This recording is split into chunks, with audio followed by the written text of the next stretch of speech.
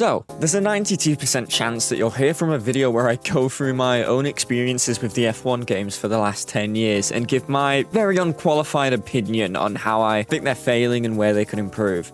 That was almost 9 months ago now, and we've gotten to the point in every year where we have a new F1 game, and thank you to the, frankly, generous people at EA. I was actually given a game code a little bit earlier and have spent the last few days going through the game, and based on everything I've mentioned in that big overview video, everything I've played so far, and the fact that this is the last F1 game on EA's current deal, I wanted to try and determine, have EA saved the F1 series? So, again, before we get into the video, here's some just general housekeeping. Housekeeping? Go away. I come in anyway? No, go away. I come in anyway. Oh my god! Number 1, yes, EA did in fact send me a game code, but I'm not partnered nor sponsored with them, nor does them sending me a code for a game I was likely gonna get anyway influence my opinion at all. Everything I'll say in this video is exactly what I would have said if I'd bought the game myself, so just keep that in mind. I don't want you to think there's any sort of biases or whatever, or I'm trying to get in EA's good books. If you want to take me on for the creator program, I'm very much open to, but you're gonna have to pay me quite a lot to stop me from shitting on the game if it's shit. Number 2, that's all this video is. It's my opinion. We all have different hardware, so if my game ran well and yours ran like shit, that's just kind of how it is, unfortunately. Like, damn, that sucks, but if I criticize everything by just saying, oh, it might not work for you though, that would just make such a crap video. But yeah, with that out of the way,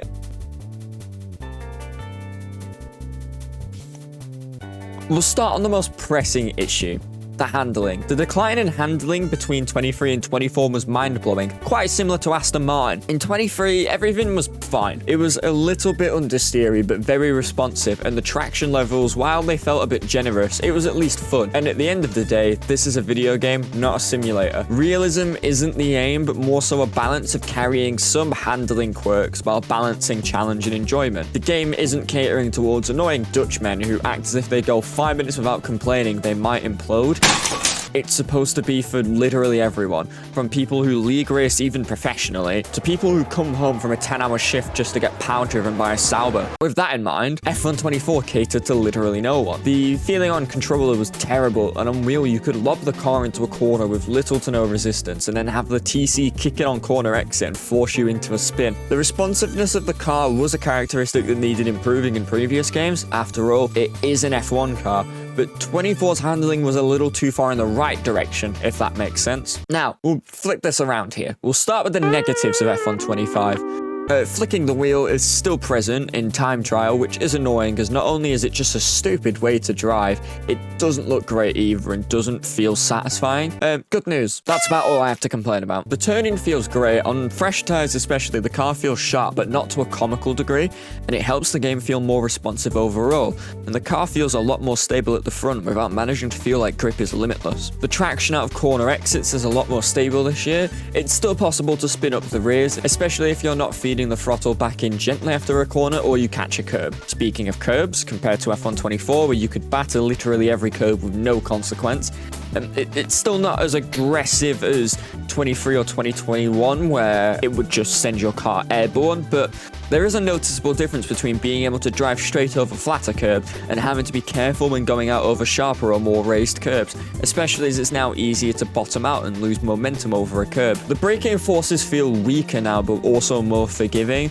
The rear locking with ABS off does seem more common, but it's easier to counter the slides, so there's an initial learning curve, but nothing more past that. The difficulty spike this year comes from what happens outside of the vehicle handling characteristics, because to start off, running off track is deadly this year. It's genuinely a struggle to get back on track after you lose the car, and you drag gravel back onto the track, and until both the corner and the tyres are clean, it becomes a lot trickier to drive the car. Speaking of tyres, the dirty air impact is far more pronounced this year, and sitting behind another car not only negatively impacts your tyre temperatures and your engine temperatures and the wear, it makes your car harder to drive, meaning in a lot of cases you need that same kind of urgency that a real F1 driver would need to make a pass unless you want to compromise your race. Something else that impacts the tyres is flicking the wheel, as through some other great videos I've seen and my own experiments, The flicking style of driving increases the wear on your tires by about a full percentage a lap in a race setting, which while it doesn't sound like a lot, it rapidly adds up over a stint, and it means thankfully flicking isn't a viable option when it comes to an actual race scenario. The tire wear is a lot more pronounced than last year. The softs die off incredibly quickly. Even the mediums and hards wear quicker compared to last year, meaning most 50% and above races will end up being 2-stop. The hard tires still feel a little overpowered, but it's a lot better this year, so I'll let it slide. Fresher tires are a massive advantage, and so are warmer tires. There's a more pronounced difference between a car that's just come out of the pits on cold tires and one that's had a lap or two of warm-up. And overall, I think the tires are still maybe a little bit flawed, but the right characteristics are there. And I think for what the game is, which is more about feeling like a Formula 1 race and not simulating it precisely, I do think it's a good change.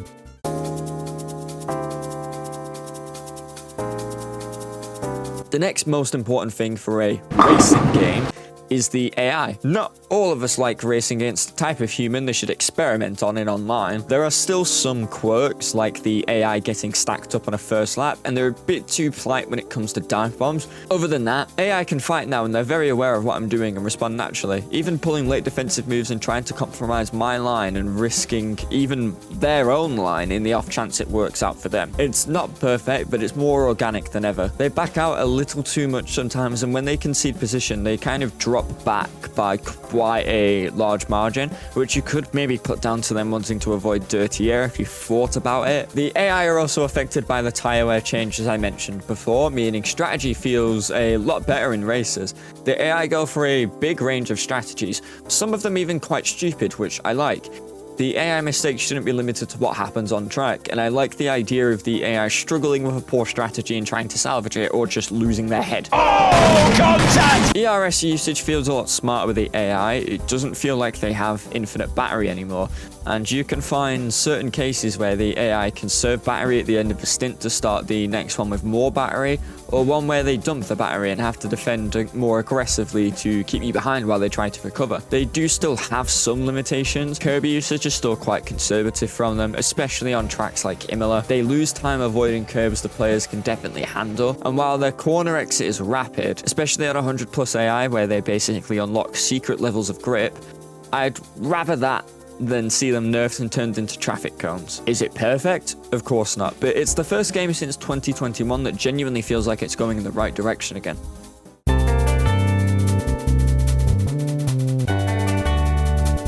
The track updates in F1 25 are quite inconsistent. On one hand, EA have genuinely made a few really good upgrades, and on the other hand, they've left some of the tracks stuck so far back in 2015, I think Marussia are still stuck on the back grid slots. We'll start with the upgrades.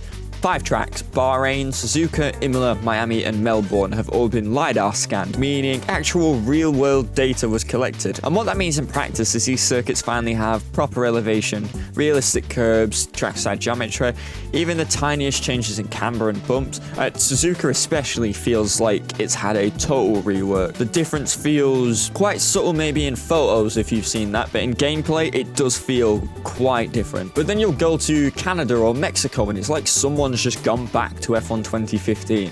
Same curbs, same visuals, same weird inconsistencies in corners that haven't been touched in nearly a decade. You could go back and compare onboard footage from real life and the track model in game, and you'd wonder, were they even trying? Brazil's another prime example, and it's a shame. Brazil's on a brilliant track, but it's let down by the fact that it's rotting with a 10-year-old track scan that's been in the engine for years. To give a bit more credit, tracks like Qatar, Saudi Arabia, Vegas, and Silverstone have been refreshed more recently. Maybe not as accurate as the LiDAR scanned tracks, but there is a good degree of quality with about, I'd say, 2/3 of the tracks in the game. And then there's the odd one. There's reverse tracks in the game. For the first time, you can race Zandvoort, Silverstone, and the Red Bull Ring backwards, and surprisingly, it's not just a lazy mirrored layout. They've made custom DRS zones, the AI have obviously all been trained, and they've changed the pit lane, reversed everything. It's a properly implemented feature, but that does beg the question, If they can do this, why the fuck won't you just update Canada? Overall, the track situation is now this. A handful of circuits are fantastic, a few more are all pretty good, and the rest are long overdue a resurface, retexture, and maybe a retirement party. In terms of visuals, F1 25 looks very good, and that's the most accurate way to describe it. Last gen it's finally been ditched, so less compromises needed to be made when it comes to visuals. And while the base game isn't groundbreaking, it does look noticeably better. The most obvious upgrade this year is the lighting. It's a lot smarter this year. Track shadows are less blocky, reflections behave like they should, and even the wet weather conditions look a lot better this year with the spray. Then there's the big headline feature, path tracing. On PC, you now have the option for what is effectively a full-on cinematic lighting mode where all the reflections and the light bounce off of each other and interact with everything. It's all really fucking complex and I don't understand it, but it looks really good. It does eat performance though, and the requirements for it are quite substantial, but if you have the PC for it, or you want to just up the visuals for photo modes or do like cinematic 30 frames per second replays, you'll appreciate it. But overall, visually, this is the best the series has looked, and it might not sound like the biggest praise, but it's true. For most of us, it won't make too much of a difference, but there is genuine progress, and for someone who is actively against them changing to Unreal Engine, I'm kind of glad to see that the Ego engine still has a little bit of life in it.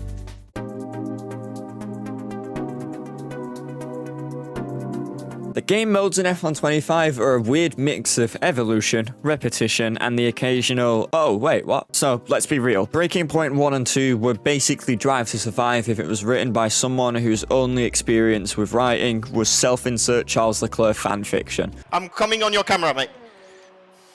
Yo, what? It was really over the top, really weird, and the AI races in between all of the cutscenes made it just feel really drawn out and boring. So I was expecting more of the same here. And honestly, it's still dramatic, and it's still bordering on absurd sometimes, but I didn't really hate it. In fact, I actually kind of enjoyed it. The big win here is the new Expert difficulty mode. It's still not as punishing as 110% in Grand Prix mode, but it means the races aren't cakewalks anymore. You need to focus, and that alone makes the story feel way more grounded, because now you're just not watching a cutscene and then obliterating the field in a midfield car. There's tension, and sometimes you might not always get both objectives. And to its credit, the story actually caught me off guard more than once. Sure, it's still overly dramatic, someone gets fired, there's some internal conflict, the usual, but it leans just enough into the ridiculous without feeling too stupid. So for Driver Career, I'll keep it short. It's literally the same thing as Formula 1 24. You pick a driver, real or custom, go racing, upgrade your car, read some emails, do some contract negotiations, and wait to move a team.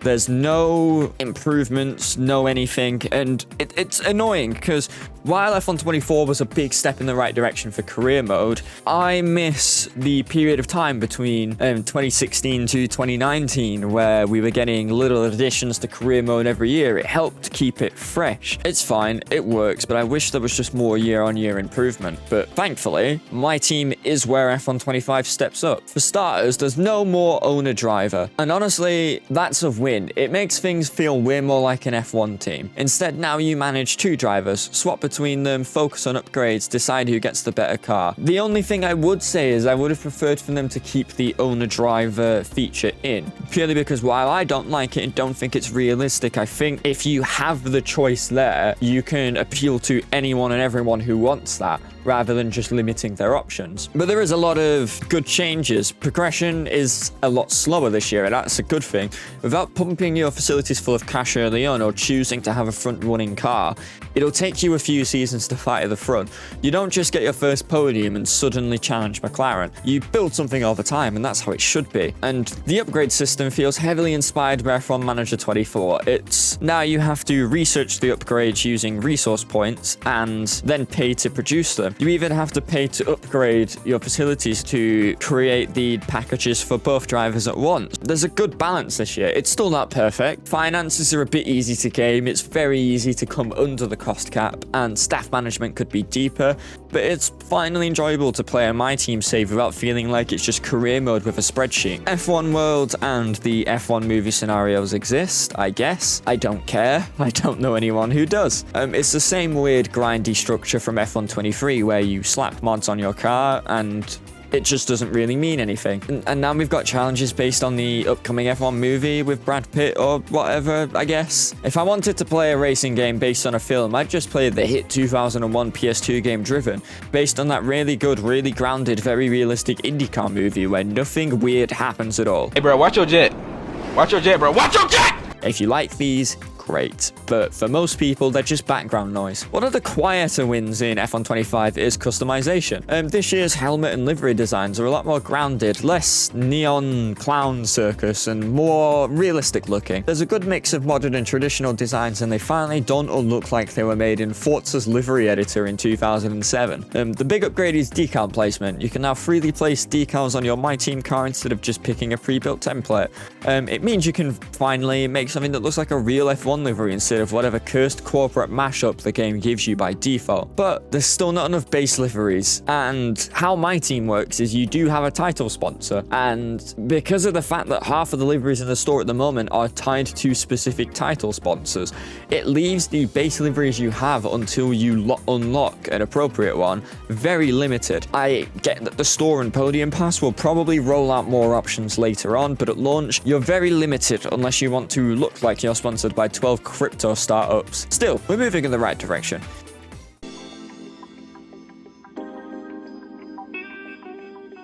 Overall, and arguably most importantly, I've had zero issues with the game. I played both the closed beta and obviously the launch day version of the game, and all of my Moser gear has worked very well with the game. Performance has been great on my end. I run a 14th gen i5 and 4060 Ti, and I think I've seen about one stutter in the complete 70 hours I've played the game overall. And nothing is game breaking or immersion breaking bar Yuki Tsunoda being anywhere near the top 8 in a Red Bull, and I think the game is in quite a good position right now. F1 25 feels like a good foundation. The driving's fun again, the AI finally want to race you, and my team has actually had meaningful updates for once. That's great, but an important thing to consider from here is the live support. That's the avenue EA have chosen to go down, and they have yet to tell us anything at all about what's coming down the line. There's no roadmap, and historically the post-launch support has been patchy. We'll likely get some driver ratings updates, some liveries adjusted if the team makes mid-season changes. Color Pinto will probably get moved into the game. It obviously will get the updated car models in F2, but I don't know where we're really going to go from here. There's probably going to be a couple bug fixes, which is good because I haven't come across that many bugs in my own playtime to begin with, so hopefully they can focus a little more on the actual content. But so far it's in a good shape. It feels polished and consistent out of the box, but it doesn't really guarantee anything. If EA stay active and responsive, the game could stay solid, but if support dries up or focuses exclusively on in-game store content, it's gonna feel like the same old cycle. Strong start and it'll be abandoned by patch 1.10. But here's the big opinion. If you're into career mode on my team, there's now enough depth to keep you around for a few seasons, especially with the new team progression and better handling. But driver career is dead on arrival if you've played the last few games, and F1 World isn't doing much for long-term appeal unless you're a daily challenge junkie. Multiplayer does exist, but unless they improve league tools or ranked matchmaking, most people will bail out once the novelty fades or sweaty lobbies turn toxic again. So unless EA commits to real refreshes, balancing, and maybe even more reverse layouts or track updates, the game risks falling into the same pattern where this is great, I play it for 3 weeks, I drop it, and the rest of the player base go back to creaming over Assetto Corsa reshade videos. F1 25 is a good game right now, better than it has any right to be, honestly, but its future depends entirely on whether EA treats it like a living title or a yearly product they forget about once the Podium Pass drops. If we get regular patches, fixes, and maybe even some surprise feature drops, this could be the first F1 game in years with real staying power. If you want to know whether you should pick it up or not, if you're burned out from F1 24, while it is a major improvement, Maybe wait around for a sale if you don't want to commit just yet. But if you're heavy on single player or skipped F1 23, it's genuinely well worth it on PS3. On PS3? Look at PS3. It's genuinely well worth it on PC for £50. And on console, if you're really that desperate but don't want to spend £70, you can always find some discounted gift cards from somewhere, or even buy a second-hand copy if you like physical games. But yeah, there are my thoughts on F1 25. If you've had a different experience or have anything you'd want to share, there's a comment section below ready for you to do that, so feel free to. If you have any issues with what I've said, please send it to my fax address while I'll promptly deal with it. Aside from that, see you in another year when the reveal of F1 2K26 says that you have to pay 80 real-world pounds for Sparko boots.